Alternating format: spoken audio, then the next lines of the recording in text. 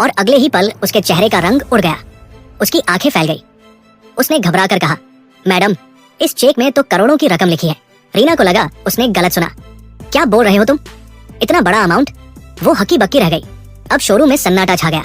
जो लोग अब तक हंस रहे थे, सबकी हंसी थम गई और सबकी नजरें सीधे हरीश पर टिक गई। हरीश ने गहरी सांस ली और कहा, आज मैं कार नहीं, पूरा शोरूम खरीदने आया हूँ। ये शब्द सुनते ही रीना जैसे पत्थर की मूर्ति बन गई।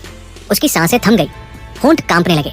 8 साल पहले का वो फैसला उसकी आंखों के सामने घूम गया, जब उसने तलाक के कागज पर साइन करके सोचा था कि उसने अपनी जिंदगी बचा ली। लेकिन आज वही आदमी उसके सामने करोड़पति बनकर खड़ा था। ग्राहकों की भीड़ अब फुसफुसा रही थी, ये वही है जिसे अभी तक गरीब कह रही थी, मैनेजर मैडम। जिंदगी सच में पलट जाती है। किसी को कम मत समझो, किस्मत किसी की भी बदल सकती है। रीना ने घबरा कर कहा, ये सब झूठ है, मैं नहीं मानती। हरीश ने हल्की मुस्कान के साथ पास खड़े वकील को इशारा किया। वकील ने फाइल आगे बढ़ाई और बोला, मैडम, सारे दस्तावेज तैयार है, डील फाइनल करनी है। रीना के पैरों तले जमीन खिसक गई। उसका गला सूख गया। अब उसे समझ आ गया था कि वो हरीश को पहचान नहीं पाई थी। ये वही हरीश था, लेकिन अब पहले वाला नहीं रहा। उसकी आंखों में पछतावे का सैलाब उमड़ आया। उसने धीमी आवाज में कहा, हरीश, तुम सचमुच। हरीश ने उसे रोक दिया। उसकी आवाज बेहद ठंडी थी। रीना, मजाक उस दिन हुआ था जब तुमने मुझे गरीब समझकर छोड़ दिया था।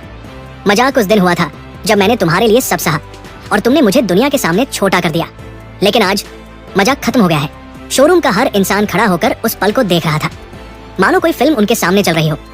रीना की आंखों से आंसू निकलने को थे, लेकिन उसने उन्हें रोक लिया। उसका अहंकार अब भी उसे झुकने नहीं दे रहा था, लेकिन भीतर से वो टूट चुकी थी। हरीश ने कर्मचारियों की तरफ देखा और कहा, याद रखना, किसी को उसके कपड़ों से मत आंकना। आज मैं सिंपल कुर्ते पायजामे में हूँ, कल कोई और किसी और हाल में हो सकता है। वक्त सबको पलट कर रख देता है।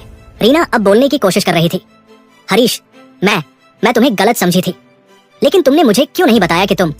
हरीश ने उसकी तरफ देखा, फिर बहुत धीरे से कहा, तुम्हें बताने की जरूरत ही नहीं थी रीना, क्योंकि तुमने उस वक्त मेरा साथ छोड़ा जब मुझे सबसे ज्यादा जरूरत थी। और जो इंसान मुश्किल वक्त में साथ न दे सके, उसे अच्छे वक्त में कुछ बताने का कोई मतलब नहीं। रीना के चेहरे से सारा मेकअप जैसे उतर गया।